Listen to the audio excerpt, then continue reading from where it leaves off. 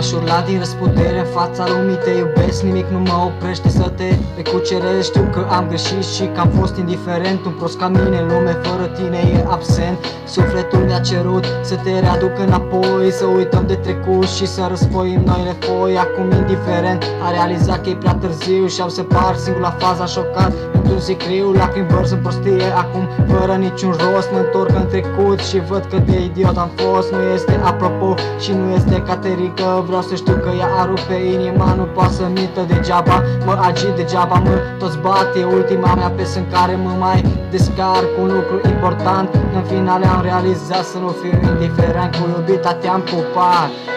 Am o inimă de fier să lupt cu dușmanii, pe mulți nu i-au privit cum mi-a petrecut anii. Dar vreau să știi, regret că ne-am despărțit, înnecat în durere, ultima șansă am cerșit. Am o inimă de fier să lupt cu dușmanii, pe mulți i-au privit cum mi-am petrecut anii. Dar vreau să știi, regret că ne-am despărțit, înnecat în durere, ultima șansă am cerșit.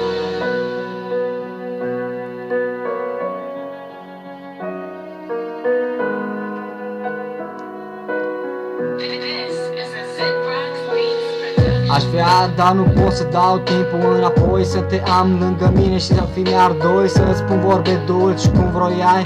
Fiecare secundă care în suflet mă purtai, hai vino lângă mine. Știi că-mi pare rău, nu m-am gândit nicio clipă să mă pun în locul tău după atâta timp. Încă sunt lucruri ce te apasă, îmi spui că sunt eu de vină. Mai bine lasă și eu să te las să-ți vezi de drumul tău.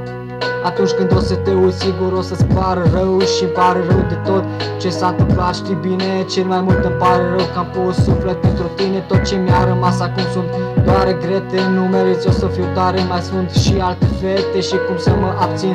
O lacrimă pe obraz mă varsă, că te-am iubit cu foc, acum inima mea e arsă.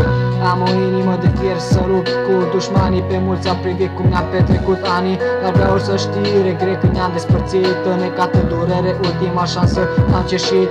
Am o inimă de fier să lupt cu dușmanii, pe mulți au privit cum mi-am petrecut anii. Dar vreau să știu că regret că ne-am despărțit, înnecat în durere, ultima șansă am cerșit.